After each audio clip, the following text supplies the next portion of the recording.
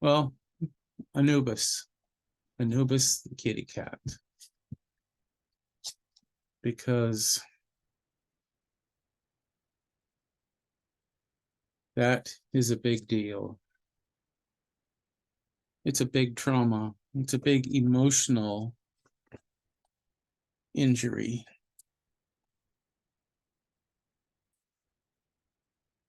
Norman meant a lot to me.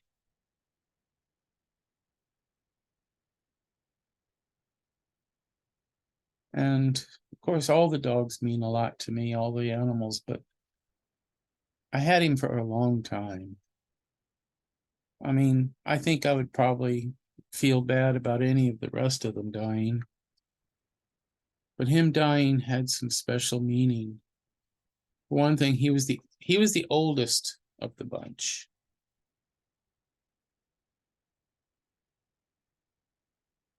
And he was kind of the dominant of the bunch. And he was probably the most cuddly of the bunch.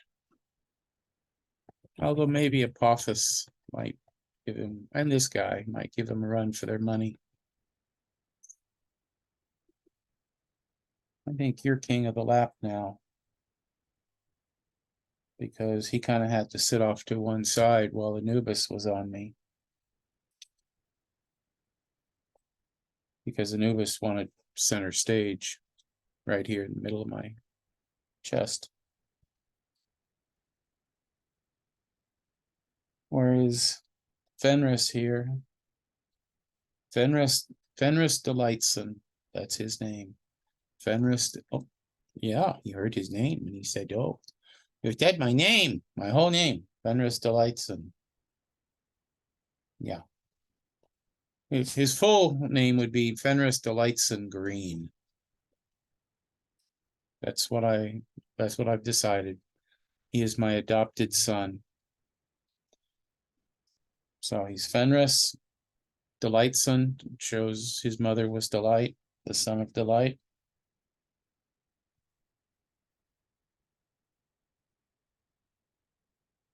And Green, because I'm his adopted parent. Yeah. Grief. I have been thinking a lot about grief. I've been watching a bunch of YouTube channels about psychology and dealing with grief and dealing with trauma. And even some things that I hadn't thought applied to me, like panic attacks, because I'm realizing that a lot of the things I've experienced over the many times I've been in a grief cycle was panic attacks, and I just never realized it. And for me anyway, I can control the panic attacks, by breathing, in a rhythm, like 3 deep breaths, hold it, and then three more deep breaths, hold it. That's the cycle. And do that for a while. And I mean, deep breaths like,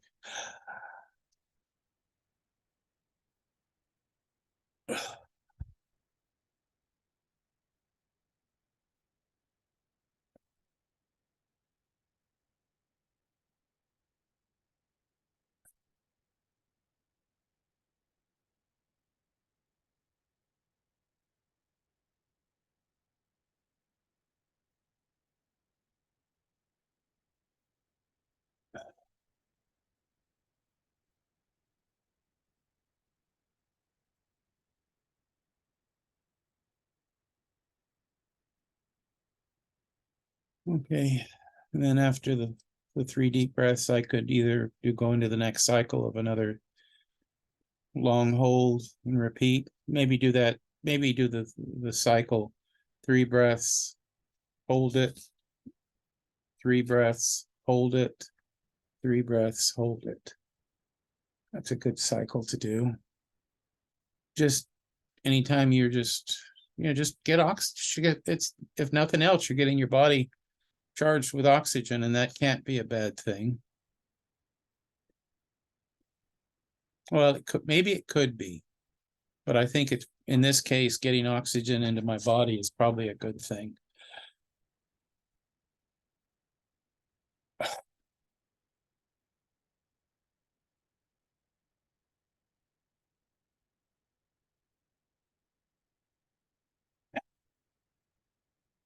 Okay. I'm here. So I'm just going to kind of babble incoherently for a while. Or semi-incoherently. Maybe somebody will find it interesting. But I'm going to babble mostly about grief and Anubis. That's the topic of the day, grief and Anubis. And what next? And related things like, for all the grief I have with Anubis, I still have you, Fenris. I still have my puppies. I have the other 3 cats. And Apophis now is going to be, well, he's actually the true king. He's just the guy in charge when Anubis is, Apophis is away. Maybe with time, Apophis will be laying on me the way the other cat, the Anubis, laid on me. Because Anubis, when he lays on me, he usually just lays on me for a few minutes and goes away. Anubis would lay on me for hours if I would let him. He used to sleep in my bed back in the dark days when I was working the AM, PM. He would crawl on top of me while I was in bed, while I was freezing with no heat, shivering.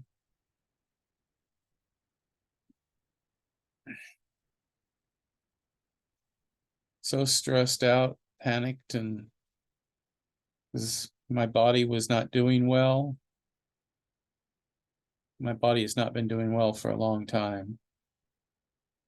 That's because I haven't really been able to treat it right. I mean, I think right now one of my big things is I need somebody nearby to at least be able to call for help if I fall.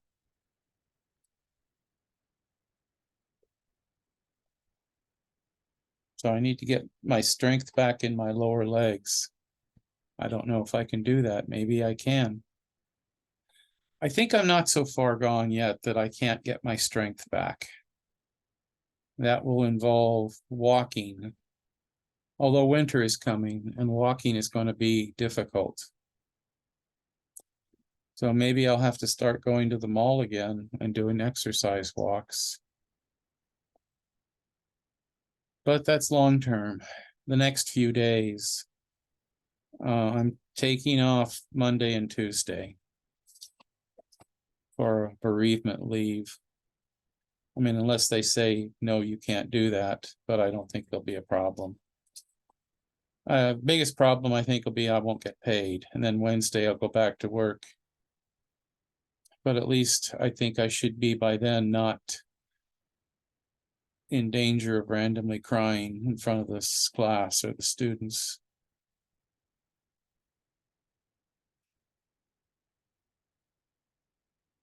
I wonder how the students will react when I tell them that Anubis is gone.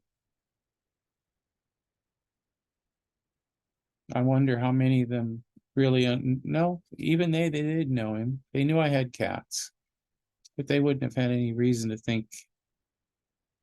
I mean, they know him as the white cat on the potato bucks. And I've got a new version that I'm ready to go with, which I was going to wait until I ran out of my previous printings, but now I think I'll just go ahead and, you know, just keep whatever I've got for special occasions. Print out a whole bunch more of Mr. Green's potato bucks. And I put already, knowing Anubis was going, I'm got the names on all the animals on the back of the potato buck, which I could probably show one, but I'm not ready. I won't know how to do that right now. but Anubis's picture's on the back along with all the other animals. And I was thinking, am I going to take him off when he's dead? And I thought, no, he will be there forever, but his name will just be Anubis RIP. And his name will always be there on the potato bucks.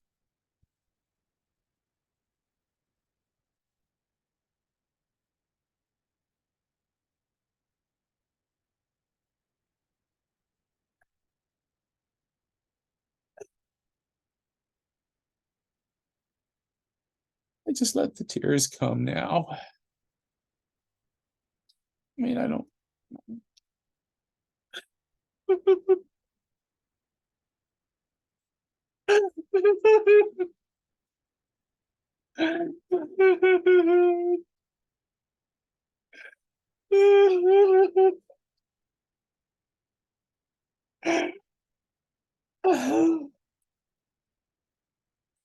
Yeah.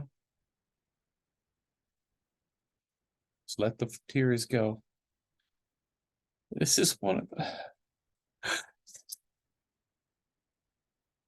This is a big trauma in my life. And not just, some people go, it's just a cat. It's just a goddamn cat. As some might have said and have said about things.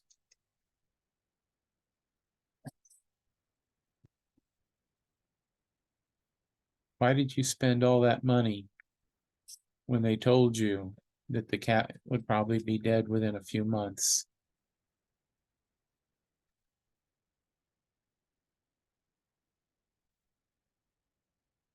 The last day cost $1,000.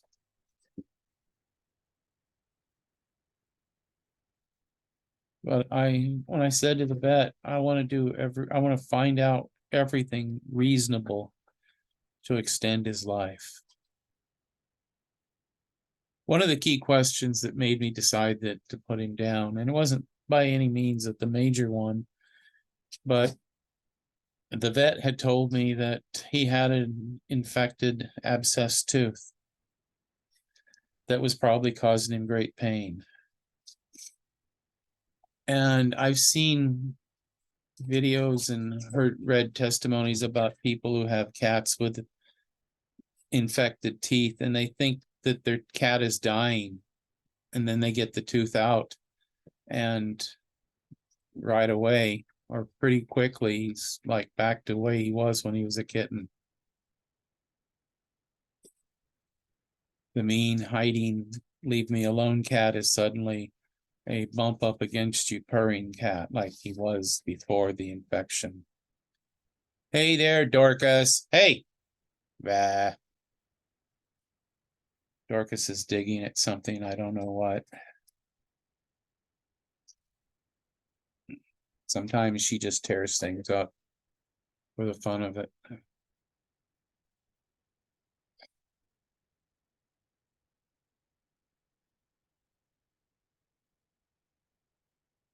Oh, no one showed up, but that's okay because I'm still going to post this.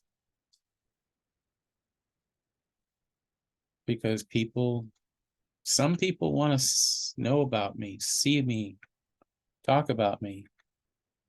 I've had people tell me I'm inspirational. That's probably one of the reasons I'm still here, is that people I've never met admire me for my writings, my life, the things I do. And someday that might be all I have. If I get to the point where I can't work anymore, where am I going to get money? I mean, the Patreon is basically, I think, the best option. If I could get several thousand people contributing $3 a month,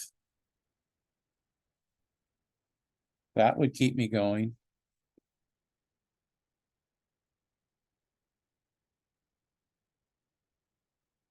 Maybe I can set up my Patreon and start having a membership drive.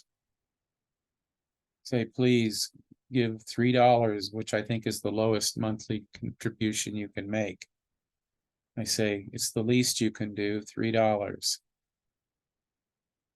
It's like, have you ever read something of mine that inspired you, or that made you laugh, or made you think, or that you agreed with? Do you exist because of me? There's a couple of well, children, now adults. I'm sure they're adults. They're probably in their 20s, maybe in their 30s, probably in their late 20s, who exist because I got their parents together. It's like I decided I wanted to put up a I was back in the early days of Usenet, and I was at Cal Poly, part of the Slow Dot Punks group. I was kind of a outside. I wasn't a core member. So I would post and people would agree and people would argue. And anyway, I wanted to set up a personals group so people could like post, you know, I am so-and-so looking for so-and-so. And this other guy named Chris, he was violently opposed to the idea, but because of the way things were set up, there was a vote, and the group passed. And so somebody, this woman posted a personal, and he said that this was somebody setting him up because this was the ideal woman for him. And she said, no, I'm real. And they got together and they got married and had 2 kids. And I think they're divorced now. I'm pretty sure they're divorced because last time I looked on Facebook, she was using a different last name than him. After having had, for a while, I think she was using his last name, but she was using her own name. So I don't know. Maybe they're still married. I don't know. Who knows with names? Yeah, you're a good dog. This is my good dog. You are the doggy. You like to bark and bark. You are the, oh, you're the nose kisser. Yes, you are. You're the nose kisser. Would you want to kiss noses? Is that what you want to do? Oh, yeah, that was a nose kiss. Yes, it was. Good. Okay, that's a good. Okay, wait. Go. Wait. Go. Go. Go.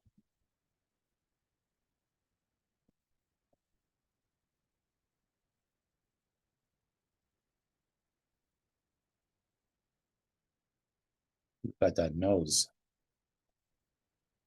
So you're just watching me play with Norman. I guess I'm entertaining. I'm entertaining to look at with a dog. I'm entertaining and I got a little dog. You are the doggy. You like to wiggle, wiggle. You are the doggy. Oh, here comes another doggy. Oh, doggy. Are you here to dog? Ah, got you. Oh, she almost fell down, go boom. Because she's big dog. She's a huge dog. She's a giant dog. She's a dog of all dogs. Yay for the doggy. This is Zorita. Oh, Zorita, you're the Zorita. I need to make up a song for her. Why don't I have a song for her? I have one from Brunhilde, but that came ready-made. Oh, Brunhilde, you're so lovely. Yes, I know. I can help it. Yeah. We got some action going on here. The dogs say, hey, something's happening over here. We're going to have some fun. Yes, we are. Yes, we are. Yes, we are. Yes, we are. Yay for the doggies. They dog and dog and dog. Yay for the doggies. They dog and dog and dog. Oh, yeah. Here come the doggies. They doggy, doggy, dog. This is a doggy, dogs. This is my dog-headed puppy. Or it could be my puppy-headed dog. Oh, it's another dog-headed puppy. Or maybe it's a puppy-headed dog. Oh, here he comes. Uh-oh, you know the law. It is the law. When the cat shows up, the cat gets rubbed. Yeah, oh, okay, the cat is going on. What's going on here? That was Apophis. Is Apophis. He's down here. That's the ottoman here that Anubis usually slept on. He slept on the heating pad here. That was his thing. And when he was there, well, sometimes he would share it with another dog or a cat, but most of the time he liked it for himself.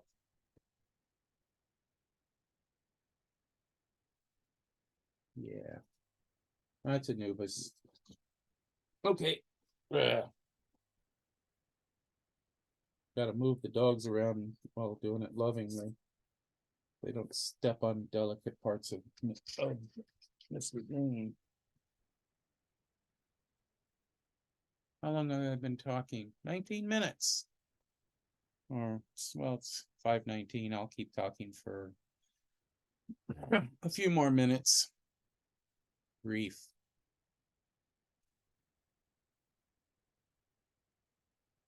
Cry. Weeping. Grief.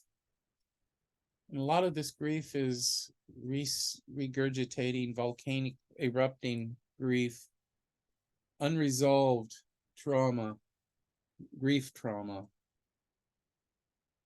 from mom and dad and Delight and Norman.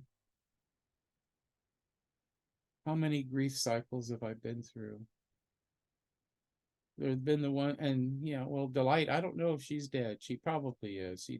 But the grief of losing her. I hope she's out there having the greatest life possible. Maybe she might yet return. But grief. Grief is a trauma, and this is set on by loss. All the memories, and losing him.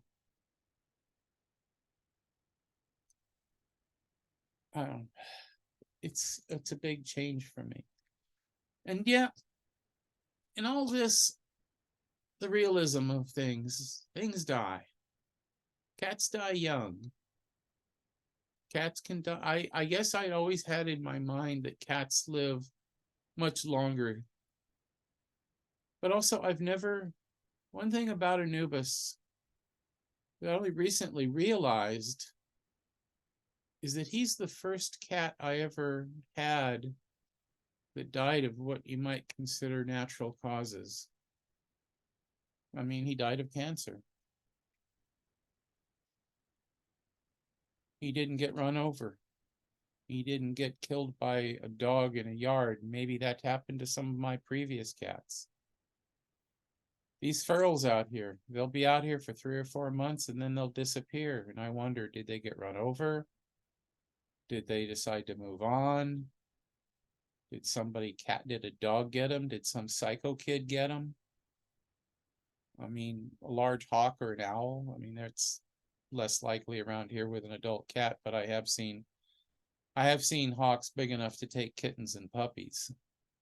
And I once saw an eagle flying over Gloucester Park.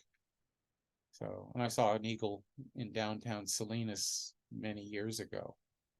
And yeah, I know the science. I know the difference between a hawk and a vulture and an eagle. So what I saw each of those times were definitely eagles. So it's not common, but like if that eagle had happened to be flying over, or another one like that, because there's a lot of eagles over at San Luis Reservoir. And is it San Luis? San Antonio and Nacimiento. They got a lot of eagles who live down there. And yeah, certainly eagles will take a cat or a small dog. I mean, if they would take a fox or a wolf, they would definitely take a puppy. Could that be what happened to Delight? Probably not. But more likely somehow I think PG&E let her out doing their inspections. Because I remember I got a card in the mail saying PG&E was going to come by and they might come through your yard. And I think I thought, no, they can't do that. And I meant to call. And then it was like 2 months later, she was gone. So one possibility is that the PG&E inspectors came by because they're looking for gas leaks, is my understanding. Make sure that you're hooked up and everything's legal. You're not stealing gas or power. And apparently they came by and they must have opened the gate or pushed the gate open, because at that time the gate was not secure. You could really just push on it and come in if you pushed hard enough. Whereas now you'd have to tear the gate down to get through it. So, and while they had the gate open, Delight got out. Fortunately, it was only Delight and not the rest of the dogs. Maybe Delight ran out first and they closed it. And they watched Delight running away.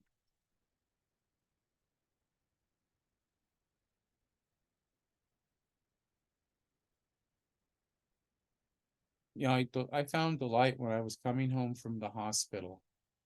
And she was on my front porch. And there was no food there at that time. She was just under the front porch. And so I grabbed her and took her inside. And she was just a young puppy, about 4 months old.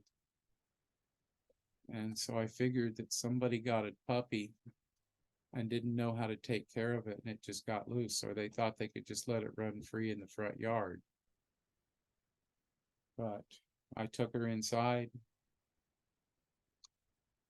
I've got to tell the story of Delight someday. I'll do that in the future. I think what I'm going to do with these podcasts, this one has been kind of a rambly one, but I think what I'll do is it'll be these podcasts will be like me reading or talking about. I'll have better notes, better organized. Speaking of better organized, is it still on? Okay, yeah.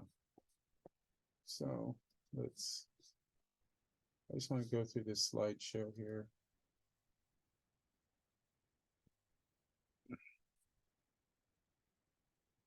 So hopefully I get this right. Anubis Maukat, RIP. I'm going to talk about each of these pictures. This was he was less than a year old. The silver container behind his head and the wheel, that's that was Dad's emergency oxygen tank in case we had a power failure and he needed oxygen. That was a tall tank. I'm not really sure. It was maybe about 3 or 4 liters of air. I don't know. It was a not a huge tank, but it was bigger than the portable ones Dad would carry around. So yeah, Anubis there was the goodest. He was a little kitten. And, I don't have any specific memories of him playing. Maybe I have a few videos of him playing with a Apophis, but not any of the kitten, because in 2010, I didn't have a smartphone. They were still flip phones, and they had, I think, very low resolution. So this might have been a 2-megapixel picture. So this is the very first picture I took of Anubis. I don't know if it was that day. It could have been the day after. I think I can find out when by looking, because I still have the time code on this picture, I think. Yeah, I'm pretty sure I do.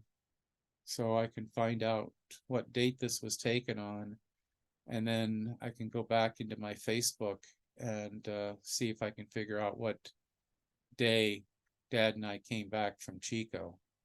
And I can tell whether this was the same day or a day or two later. But I like that because the first picture, and it's appropriate. It's like the fuzziness of my memory of him.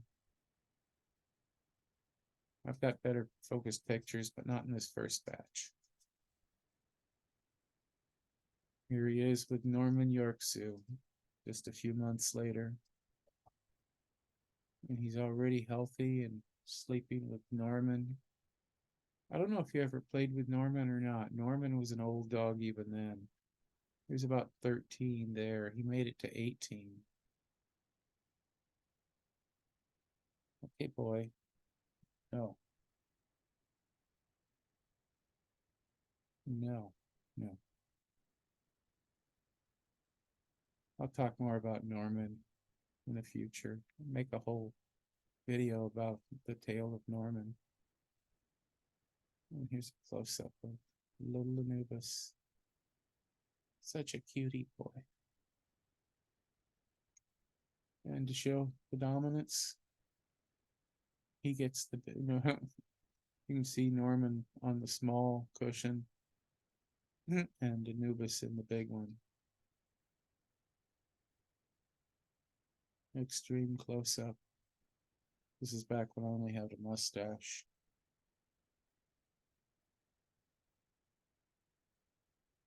And little baby Anubis, so restful and trusting.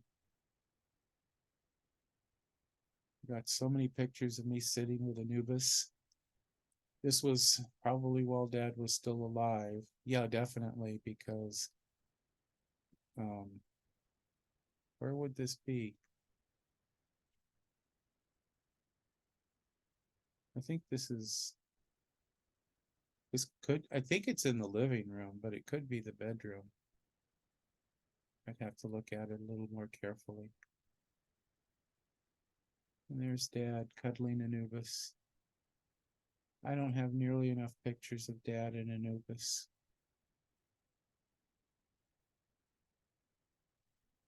Both of them are now gone. Little things trigger me like that.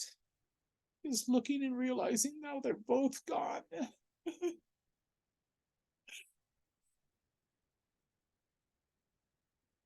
That was probably about 11 o'clock at night, not 11 o'clock in the morning, because Dad and I were usually night owls.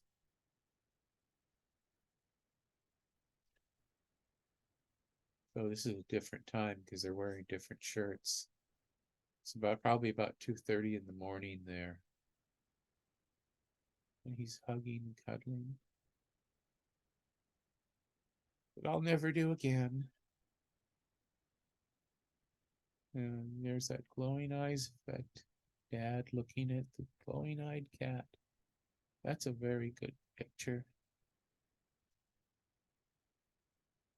Sitting in the recliner. That recliner, it's gone. It quit working. It's a lift recliner, but it quit working after Dad died. I used it for a couple of years, but it's made for a regular sized person. And besides, I got it for $20 at a junk shop.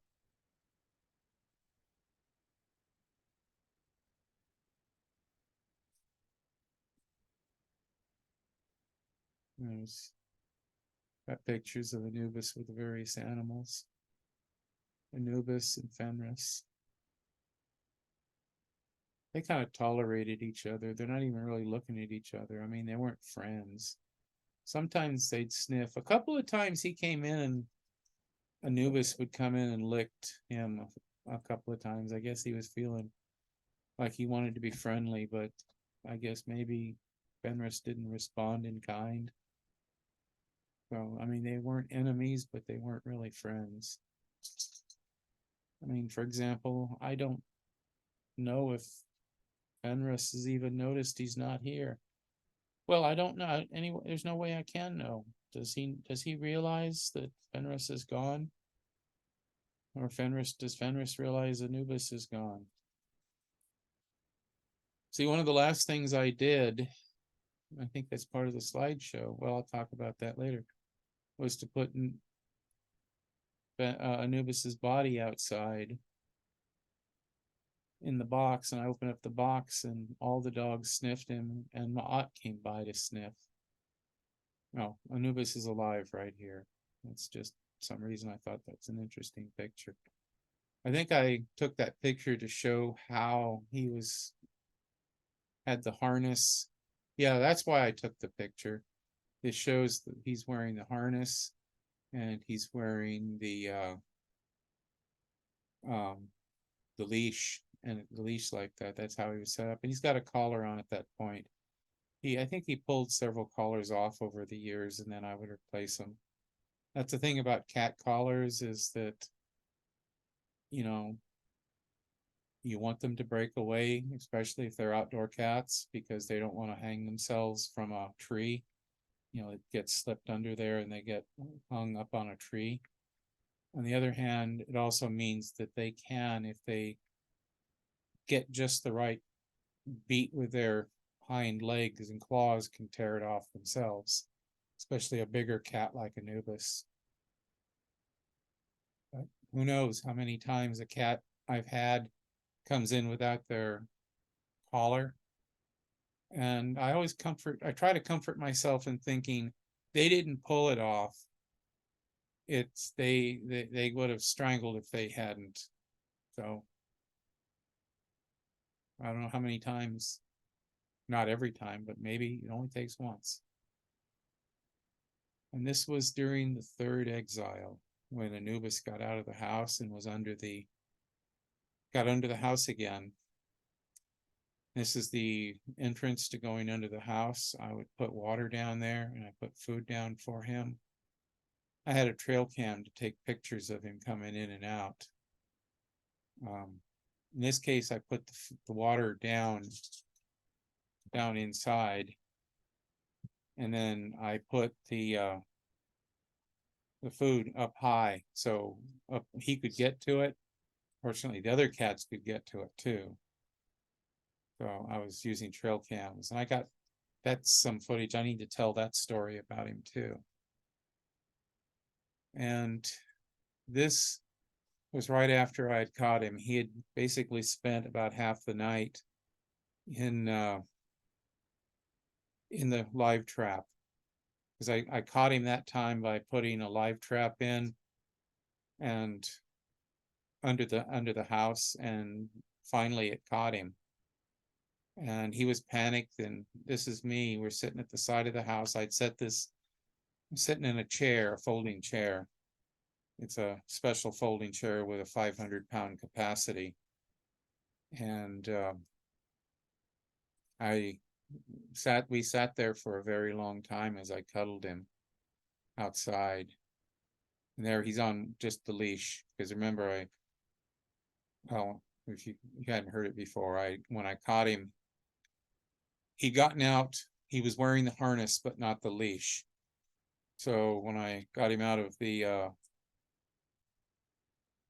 live trap, I snapped the leash on him, and he tried to run right first, but I held on to him and picked him up, and he went and I cuddled him for a while until he got better off, and then I took him inside. I think I carried him inside. And that was like one of the last times he was outside. I wish I would have taken him out more. I could have.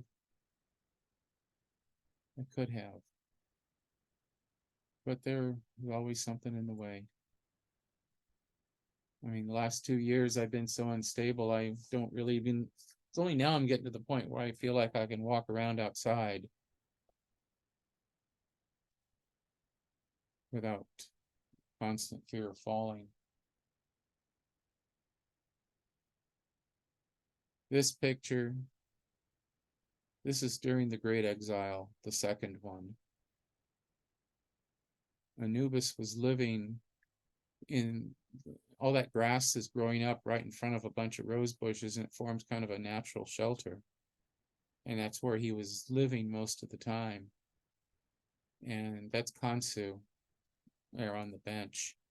So they had some interactions when he was outside, feral. And this was a morning where I was in a hurry. Because I think I was, at the time I was, I'd have, I don't remember. I think sometimes I would put food down in the morning. I don't know if I did it every day. Sometimes I did it in the afternoon. Or maybe I did it several times. But I'd put canned food out for him. And I hoped that he ate it before any other cat. And sometimes he didn't eat it at all. I'd come back and maybe half of it would be eaten. This is before I worked out how to trap him. I used to go and sit in that bench, which I bought and assembled and put there so that I have a place to sit for hours at a time. For the first couple of months after he was letting me hold him, I couldn't bring him inside because of the dogs. I knew that I'd just take him in and they'd go freak out over him again and maybe chase him out, and maybe I'd never catch him again. So I came up with the idea of getting a very large cage, like big enough for a Saint Bernard. I set it up with a cat house and cat food and cat walk, cat litter, and caught him and brought him inside. All stories going into the documentary of the biographical documentary of Anubis Maukat. This was fairly recently. I think this was in September, if I remember the date on it. So this was not long ago. And Anubis is sharing Apophis with me, which I noticed he started doing about a year ago. It makes me wonder if he was starting to feel down about a year ago, because he was suddenly no longer like shoving all the other dogs and cats away. Now Apophis has me all to himself. And this is another example of how she got tolerant. This is Dorcas over here. And, Dorcas is on the heating pad and Anubis is half on the heating pad. And that wasn't because she pushed him off. He seemed to like being half on, half off. He'd be have like, and that may now that I think about it, maybe I had it too warm for him. Whereas a new, little girl here, she likes just to lay on it all the time. The whole thing. And again, this wasn't very long ago. A few months, maybe a few weeks. Yeah, probably a few months ago, because his harness that got for a while got really ratty. So if you see a picture that's really ratty, that's from before the diagnosis. And I forget why I took him in. I think it was because he seemed to be having trouble pooping. That was why he went into the vet the first time, and that's when they found out he had cancer. But they took the harness off, and so I just put a new one on since the old one was so ratty. This is a sad picture. Let's call that the last presentable picture of Anubis. This was the morning I took him in. I don't know if it's his eyes are so dark because of the lighting or they're just extremely dilated.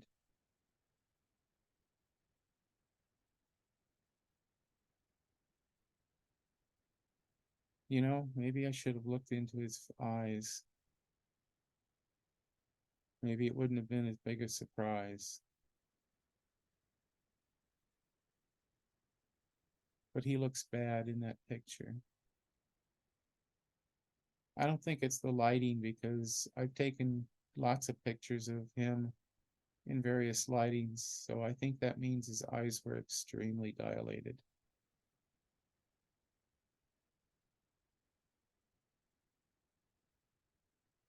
But this, I think this is the iconic picture of Anubis. Here he is, just casually licking his paw, bright-eyed. He's got the leash, which shows his, symbolic of the end of his days. There's me behind him. On the wall behind me is my great-great-grandmother. And in a sense, she is the reason that I got Anubis. Because if Dad and I had not gone to visit the woman, his dad's cousin, my cousin, who had that picture originally, we wouldn't have been gone away for several days. And if we had stayed home, if we'd been home, or if one of us had closed the door, either of those two things, and not left the back door open, Anubis probably would have died in the yard somewhere. So this is the perfect picture. And I think I'm going to put it on a t-shirt and wear it. Show everyone my little kitty.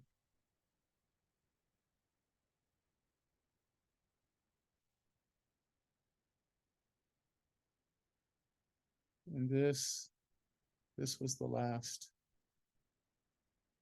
Right now, as I speak, Anubis is in that cardboard box. I took it out when I brought Anubis home. I actually put Anubis down here in the living room. While I dealt with the tears, I started posting, started letting people know about what I was feeling. And it was about maybe 3 or 4, maybe 5 hours. I don't remember. I finally took him outside. Well, I'll know by the timestamp on that picture. I took him outside. I opened up the box and he was covered with a towel, so I took that off, and the dogs, all 4 of them, came to sniff, and I have a whole set of pictures showing all that. And Maukat came by and gave a sniff but moved on. I have video of that.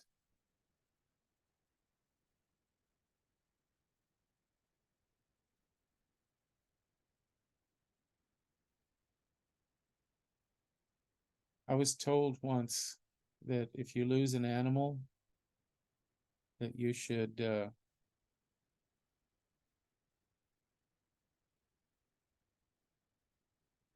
put their body down where the others can sniff it. So after, I don't know, a little while, not very long, it was maybe 10 minutes, I closed him up and put him in the freezer.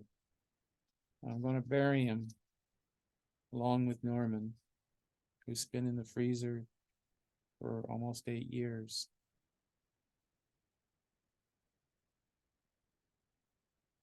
The ground is hard. It's hard clay. And when I buried Norman's mother, Lindsay, it took me about 3 hours with a pick to dig through. The shovel was kind of pointless, and I had to use the pick to break up the ground. And I shoveled away the leavings, so it was like pick, shovel, pick, shovel, pick, shovel. And I was exhausted by the time I dug a hole big enough and deep enough to bury Lindsay in it.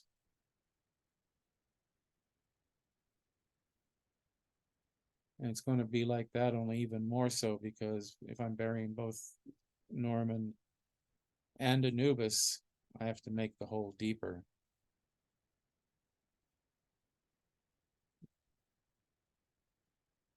Unless I make it just big enough so both of them,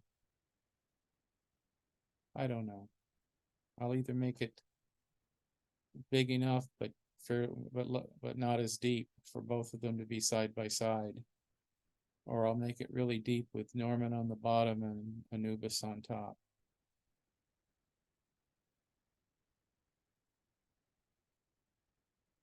Okay. This is the image I want to end with. Thank you for watching all that. Your support is the only reason I'm still here.